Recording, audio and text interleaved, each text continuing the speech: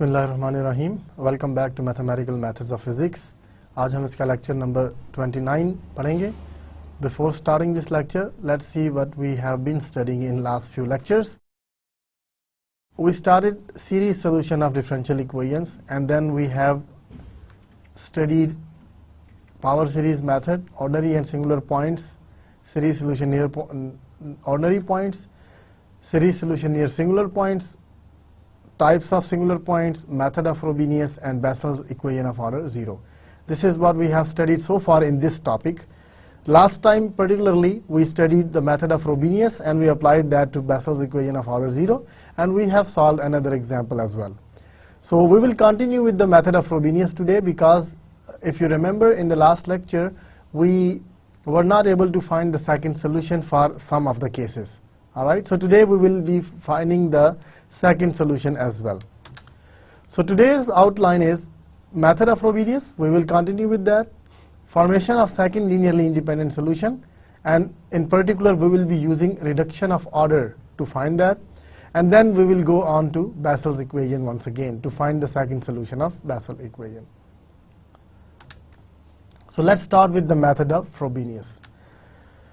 If x naught is a regular singular point of the equation y double prime plus pxy prime plus qxy is equal to 0, then there exists at least one series solution of the form yx, which is an x minus x naught to the power n plus r. This is the same solution which we studied in the last lecture, but Frobenius theorem says that you will get at least one solution of this form, and we have seen that in the last lecture as well, that in any case we will get at least one solution, where r is equal to r1 is the larger root of the associated initial equation. So this r is the larger root. Moreover, this series converges for all x such that x minus x naught is less than r, where r is the distance from x naught to the nearest other singular point of the above differential equation.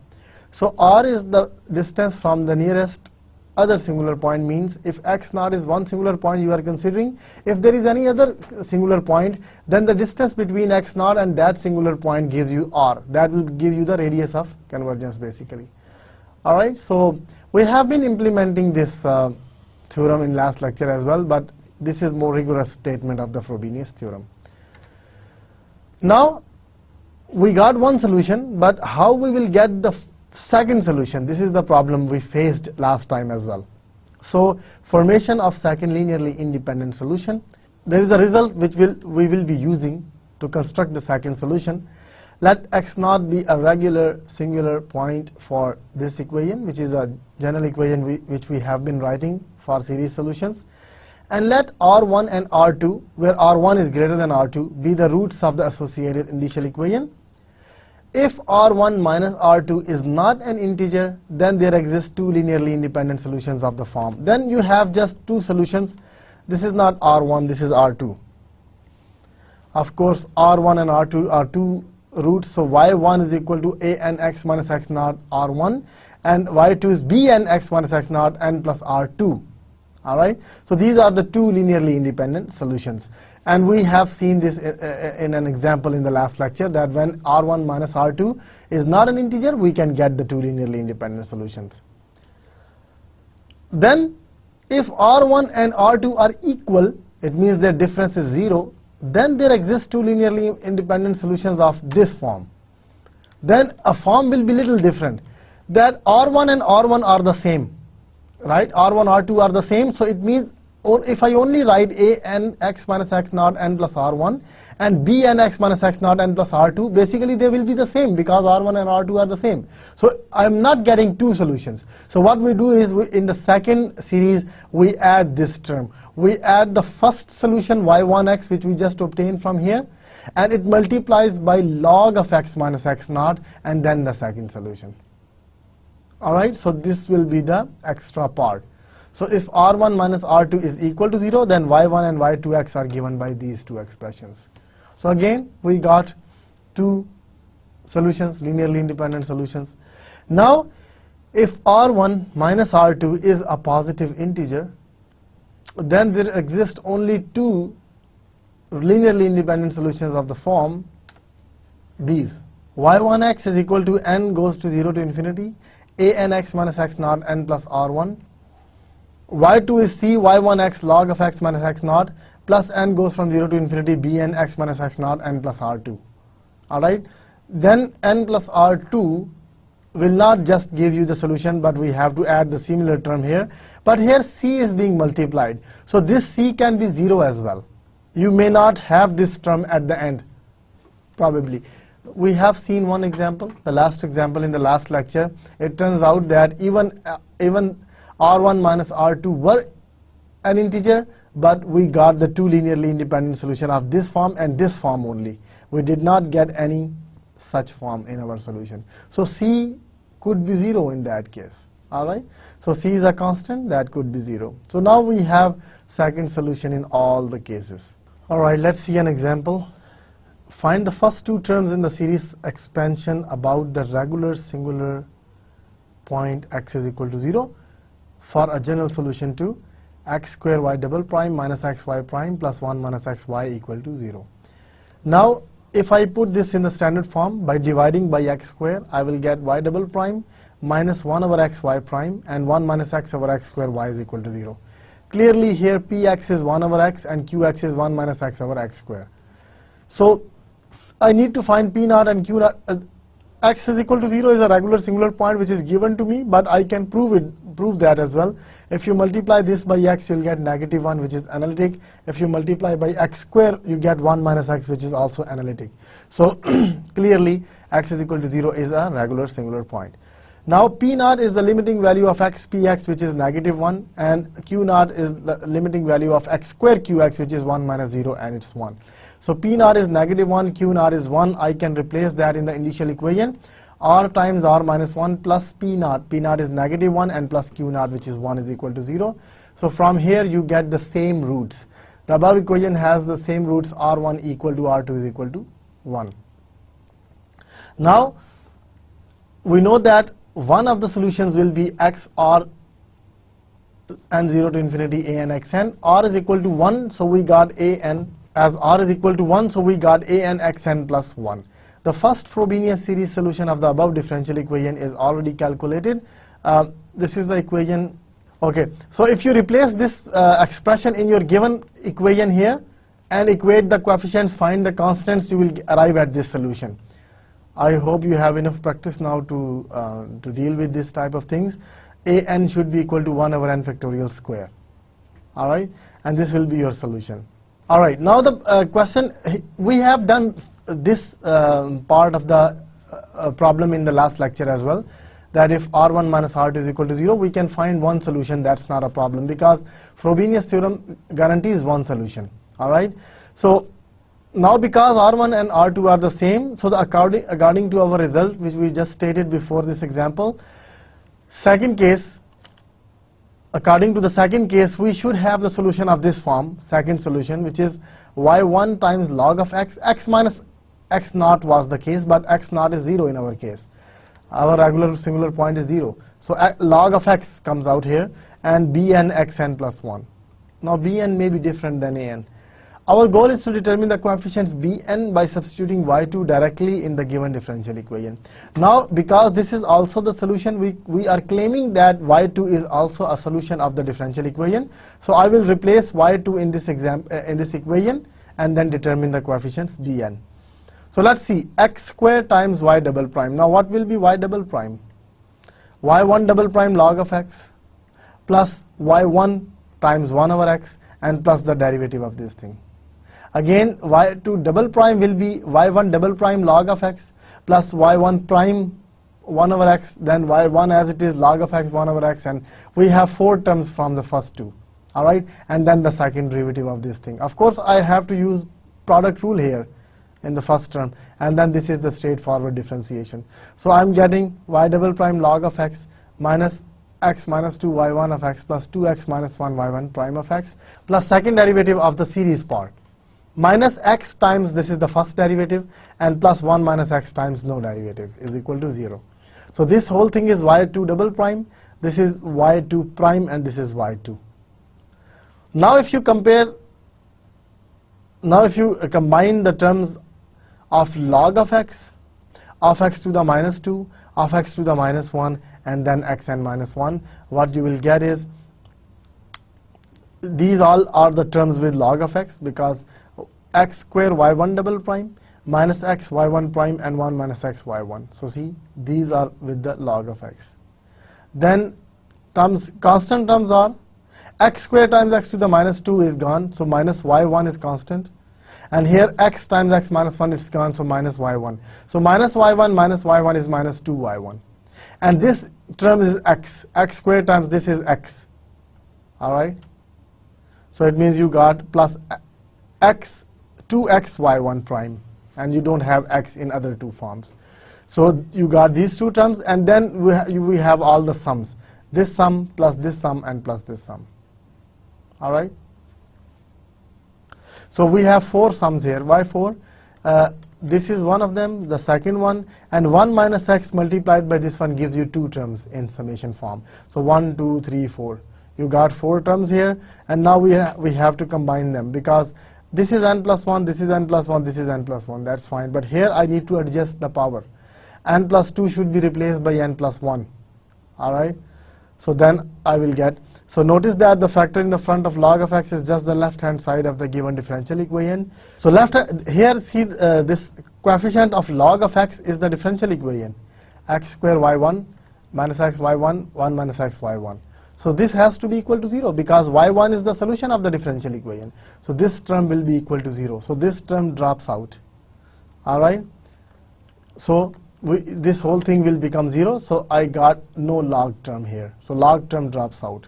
And now with a little calculations, if I combine all those things, I just need to change n plus 2 to n plus 1 here, and then these indices are the same, n plus 1, n plus 1, n plus 1 are the same. Here it is n plus 1, but this is x n plus 2, so we have a problem. So when I replace this n by 2 to n plus 1, this will go from n is equal to, when n is 1, this will go from 2 to infinity. Alright? So this will be a problem, 1 less. So I have to adjust the indices as well. So after adjusting the indices, I will get n2 to infinity in one term, and the first term will give you b1x squared. Alright? So with a little calculation, you should arrive at this expression, which is equal to 0. So before we setting the coefficients equal to 0, we must substitute back the series of y1 and y1 prime, because it still contains y1 and y1 prime, and I have an answer for that. This is y1, and y1 prime will be the derivative of this thing. So I have to replace this y1 and y1 prime in this equation. So after replacing, I got this thing. Alright, and now again by adjusting the indices, because this goes from 2 to infinity, so if I adjust the indices, I will get this thing. Now we can compare everything, right? Now with the same procedure which was used before to obtain the recurrence relation, we have bn is equal to 1 over n square, bn minus 1, this bn is equal to 1 over n square, bn minus 1, but we have something from here as well. 2n plus 2 minus 2, 2 cancel, so you got 2n over n factorial square. Alright, so bn can be written in terms of bn minus 1, but there will be another expression which is coming out from the y1 and y1 prime terms. So this is the recurrence relation for bn. Now if I take n is equal to 2, n is equal to 3, n is equal to 4, I can find the coefficients. N equal to 2 gives me b2 is equal to 1 over 4, b1 minus 2n over n prime square. b1 is 0. Right? Because from here, b1 is 0. Right? So you got minus 3 by 4. And if I replace n is equal to 3, it will give you b3, which is 1 over 9 times b2, b2 minus 2n over 2 times 3 over 3 factorial square. And b2, I just found that it is negative 3 by 4. So if you replace b2 here, you will get b3. So I got b2 and b3. Hence the second linearly independent solution of the given differential equation is y2 is equal to y1 log of x minus 2x square minus 3 by 4x cube minus 11 by 108x4. Alright. So the question was, find the first two terms in the series expansion about a singular point. Alright, so first two terms, that's why we just found out two coefficients only, and that gave me the result. So basically I got more than two terms, 1, 2, 3, 4 terms. Alright, is that okay? So I got the second solution where y1 is given by the series form, log of x minus 2x square, and this is the another series. So I got two linearly independent solutions now. And this was the example of the case when R1 and R2 are equal, or R1 minus R2 is equal to 0. So what is the reduction of order? We can form, basically we are forming this solution by using the reduction of order. Alright, so consider the second order equation y double prime plus px y prime plus qx y equal to 0 on an open interval I on which p and q are continuous. When only a single Frobenius series solution exists, we have another technique for the second solution. By using method of reduction of order, we have this thing. We have y2 is equal to y1 integral of e to the minus integral p dx divided by y square dx. Alright, if you replace y1 here, this gives you the second solution, second linearly independent solution. This formula provides the second solution y2 of the given differential equation on any interval where y1 is never 0. Of course, if y1 is 0, then this is not defined. So y1 has to be non-zero. Note that because an exponential function never vanishes, y2 is a non-constant multiple of y1. So when y2 is a non-constant multiple of y1, it means they are the linearly independent solutions. So y1 and y2 are linearly independent. So this is another technique of finding the second solution. If you got y1, you can replace y1 here and find this solution to get y2. Basically, this solution which I wrote here, this is obtained by the reduction of order. By taking y1 as first solution, if you simplify this formula, you will arrive at the same expression which is written here. Alright? So if you want, you can use this formula directly of the reduction of order and get the solution y2. It's your choice. So let's see how we can use the reduction of order to find the second solution instead of using that formula which we used in the last example. Let's say you forgot it and you don't want to use it, whatever is the reason, you want to use reduction of order formula. Find the first two terms. Again, it's the same example, nothing is different. We have the first solution is a naught, first solution is a n x n plus 1, where a n is 1 over n factorial square. It follows from Frobenius theorem or directly by the ratio test that the above series converges for all x positive. To obtain second solution, we substitute a naught is equal to 1 in the above series, which reduces to this one. A naught is a general constant here, so for convenience you can take a naught to be 1. So you will get just this series. So this series is nothing but this. Now if I use the reduction of order formula, by using reduction of order formula, y2 is y1 times e to the minus px y1 prime. What is p here? P is 1 over x, negative 1 over x. This is your px, negative 1 over x. So negative 1 over x is replaced here for p, and this will give you e to the negative log. This will become positive because negative and p is negative 1 over x. So this is plus here. So e to the plus 1 over x is e to the log of x. E and log cancels out and you got just x. So y1, an integral of x over y1 square dx. Now x over y1 is this, and you have to take the square. If you take the square, you get, and retain few terms, you don't have to write the whole series. Retain first 4-5 terms. So we retain first 4-5 terms, and now we have to divide x. If I divide by x here, I'll get x. 1 power is reduced in each term, right? So this is what you got. Now 1 over x is there. If I take x as common, it is 1 plus 2x plus 3 by 2x square and so on. And if I bring it up, it will give me a negative 1 exponent. This whole thing, if I bring it up, the exponent will become negative 1 dx.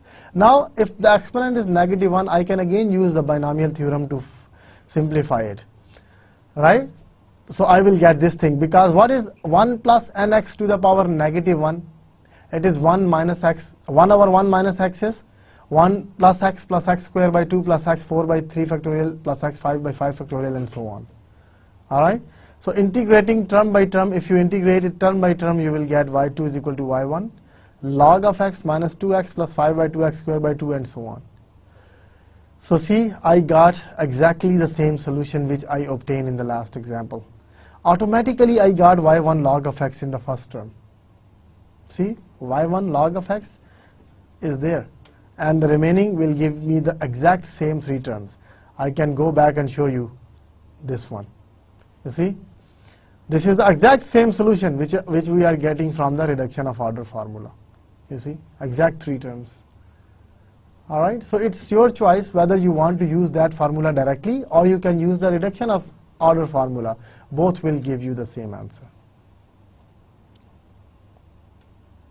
So if we compare the different methods used to find the second solution in this example, we find that the technique of the first example has an advantage. It yields a recurrence relation that can be used recursively for the coefficients bn. So it's he said, like, if I use the method technique of the first example, then it gives me the recurrence relation for bn and we can easily find bn. But here I have to manipulate the series. You see, you need to divide the series, you take the negative power, so you have to play with the series a lot to arrive at this form.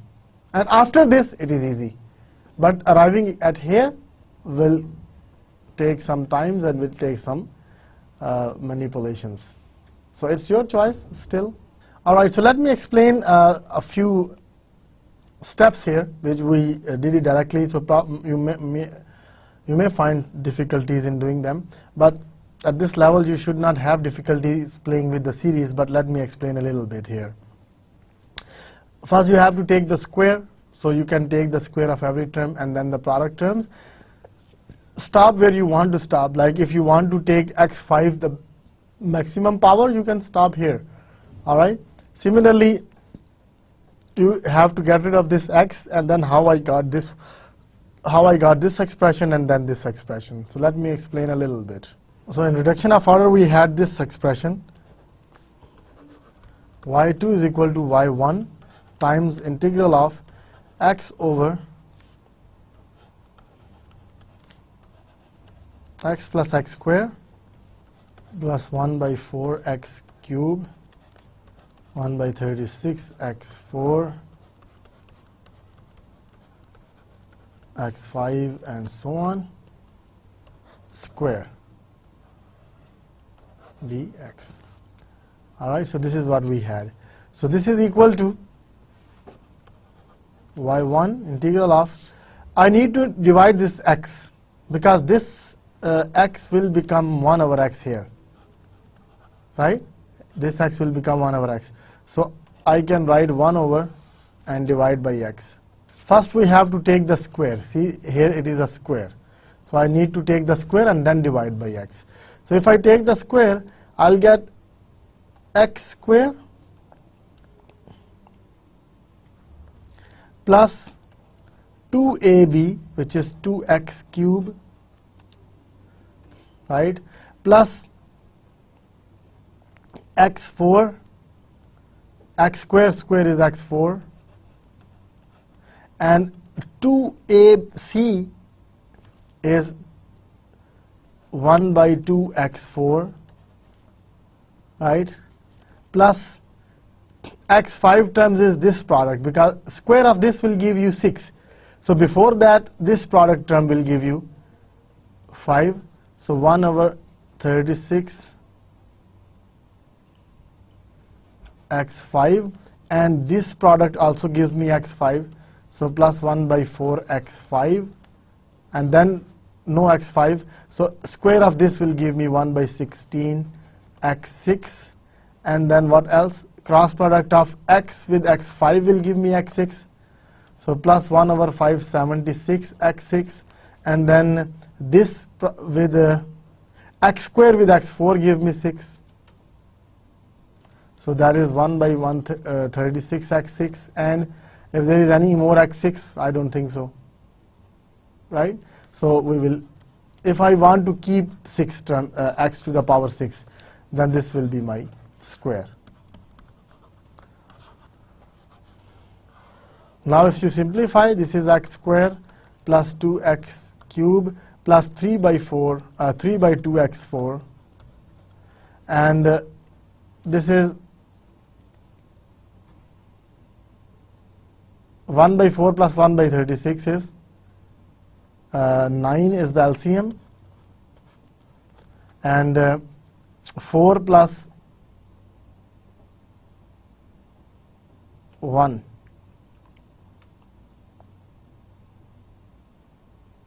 36 is the LCM,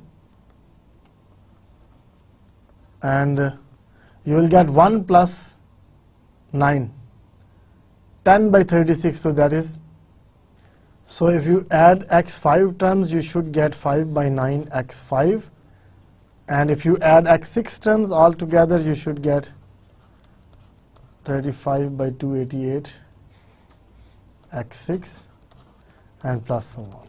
So you got rid of the power x, this power, this square, and now you divide by this x, 1 over x, so you will get y1 1 over x plus 2x square plus 3 by 2x cube x4 x6 x5 plus so on. Alright, you got this one. Now again 1 over something. I have a series for 1 over 1 plus something. So I need 1 here, not x. 1 plus something. So I can take x as common from the denominator. So if you take x as common, you will get y2 is equal to y1. If you take x as common, you will get 1 plus 2x plus 3 by 2x square plus so on dx. Alright, so we arrived at here by taking x as common. Now this is your x in that series. If you, or maybe write y, let's say. Alright, recall 1 over 1 plus y is 1 minus y plus y square minus y cube plus y4 and so on. Alright, so you will get y2 is equal to y1, 1 over x times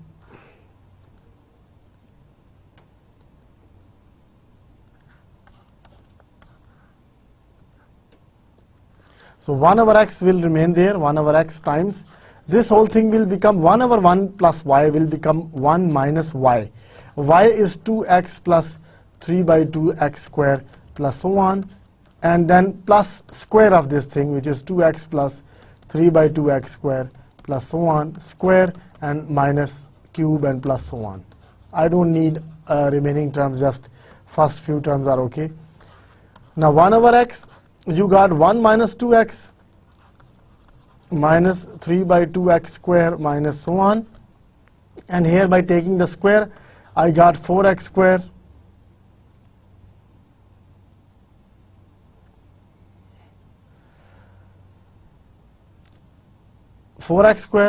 plus 2 times 2x times 3x square, so this is 6x cube, right? And then the square of this is x4, and next will be x cube times x is also x4, so they will be greater than x4. So I can retain just the powers of x cube here. And now 1 minus 2x, 4 minus 3 by 2 is 4 minus 3 by 2 is 8 minus 3, 5 by 2, minus 5 by 2 x square. So you are getting, you got 1 minus 2x and 4x minus 3 by 2, 4 minus 3 by 2 is minus 5 by 2 x square and so on dx. This is your y2. And now if I multiply 1 over x inside, you will get 1 over x minus 2 minus 5 by 2 x and minus plus so on dx.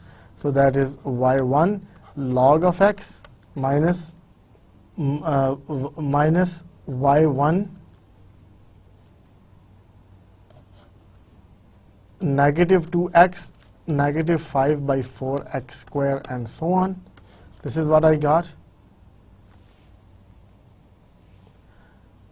Alright, so this is what we got here. So now if I replace the value of y1, you will arrive at the solution, which was minus 2x square minus 3 by 4x cube minus 11 by 108 x 4 and so on. All right, y1 log of x. So this is that exact same solution which we obtained from the formula directly instead of using reduction of order. So there were like these few steps which were maybe not difficult but maybe confusing. So I thought I should explain this in writing. All right. All right. So that's how we went through all these steps and arrived at this answer. All right, and then this gives me this one because y1 has the expression. So if I multiply and retain 3 terms, I will get this thing. So now, if you recall, we studied Bessel's equation last time in last lecture, but we were able to find only one solution. All right. So now, how to find the second solution for the Bessel equation? The linear second order differential equation where this nu is positive, x square minus nu square is a fixed parameter, is called Bessel's equation of order nu. Last time we solved Bessel equation of order 0. In that case, this nu was 0. Nu was 0, so it was x square double prime plus x y prime plus x square y is equal to 0. But now we are subtracting nu square, which is a constant. This equation has a regular singular point at x is equal to 0. If I divide by x square, I can write it like this.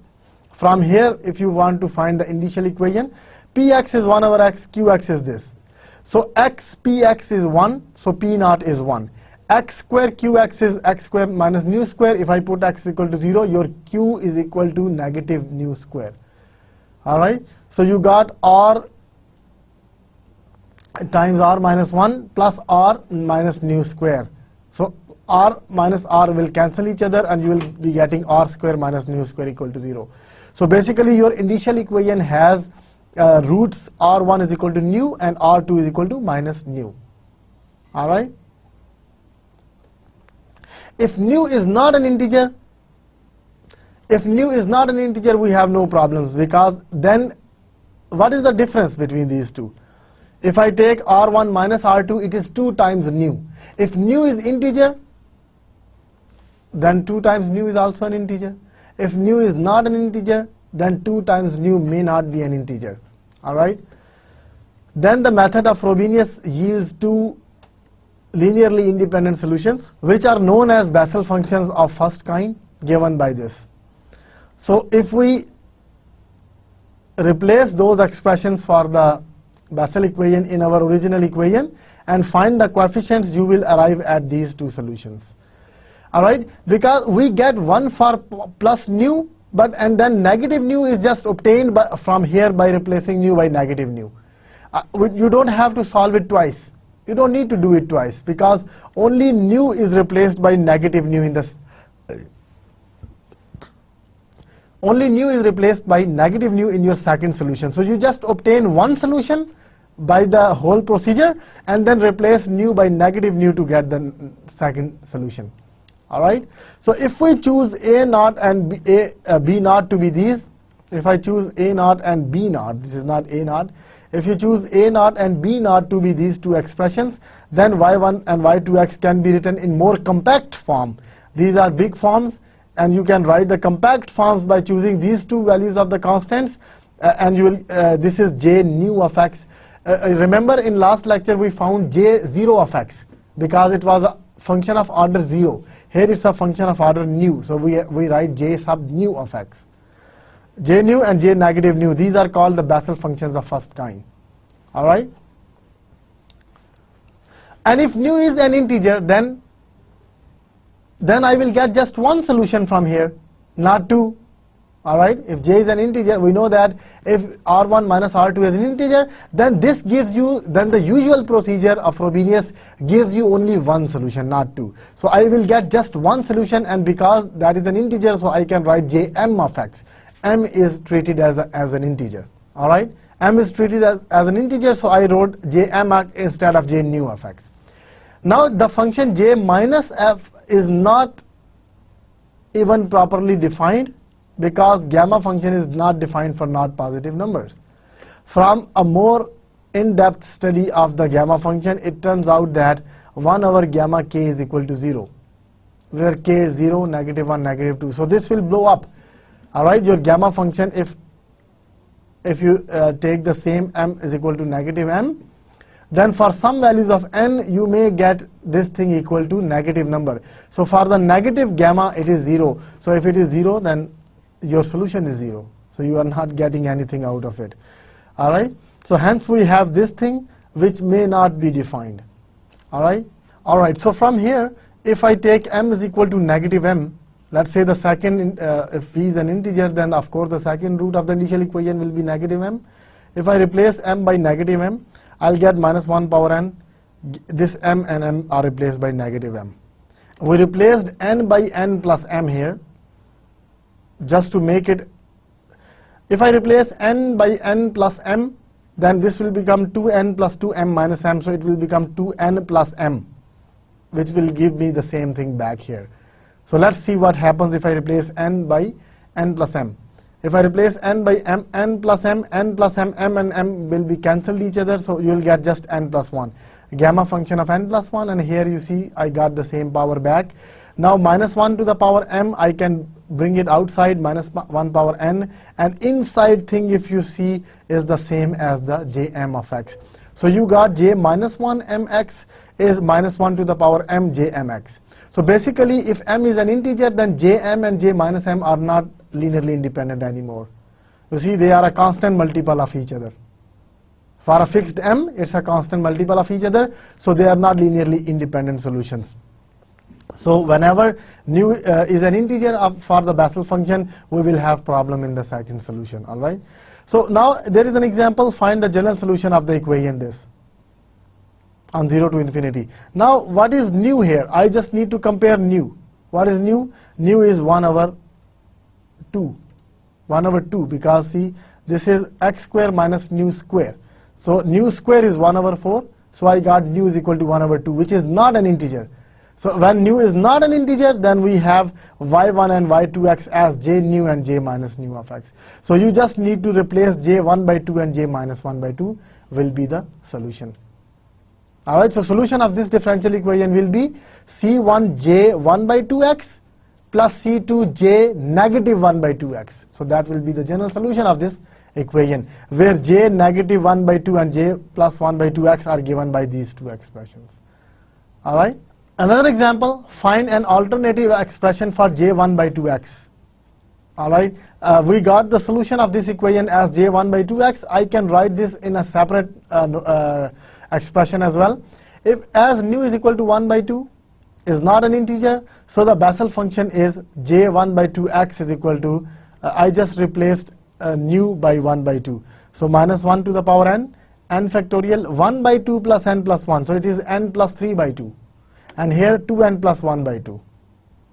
So you got n plus 3 by 2, 2n plus 1 by 2. Now here 1 plus 3 by 2 plus n, gamma of 3 by 2 plus n is 2n plus 1 factorial over 2 to the power 2n plus 1 n factorial and square root of pi. This is the expression from here.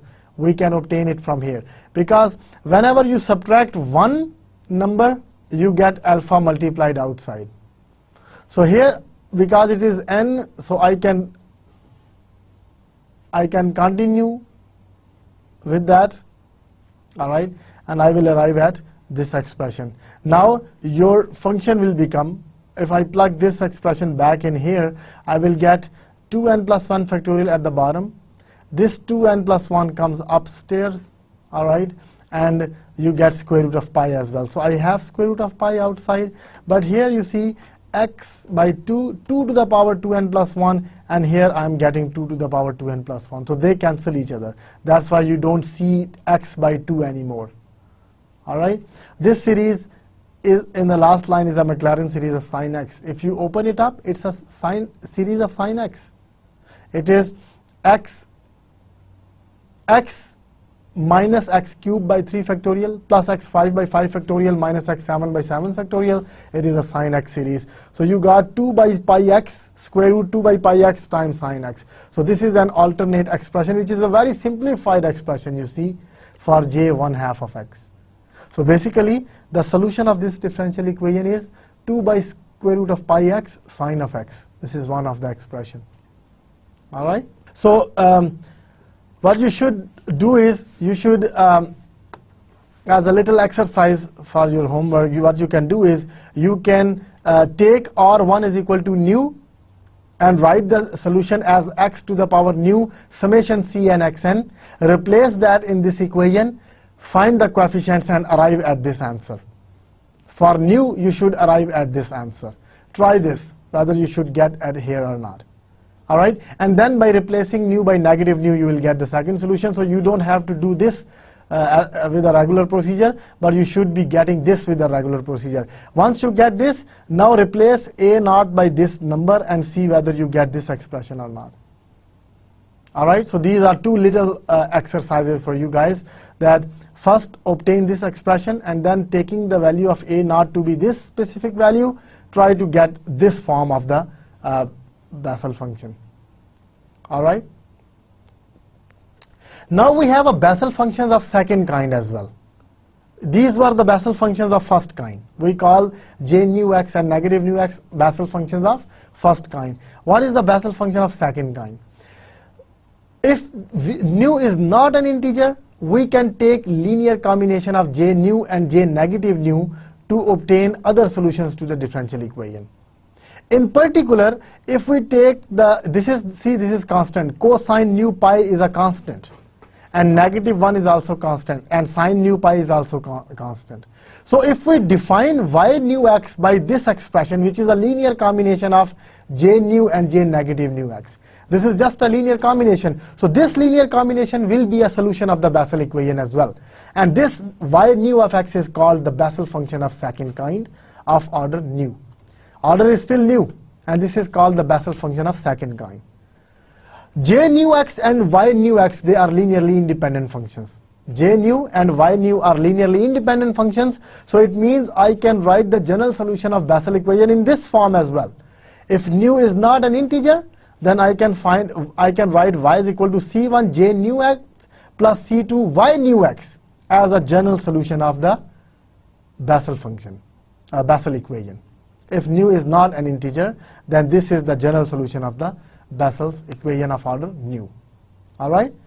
So of course, this gives you the complete solution of the Bessel's equation.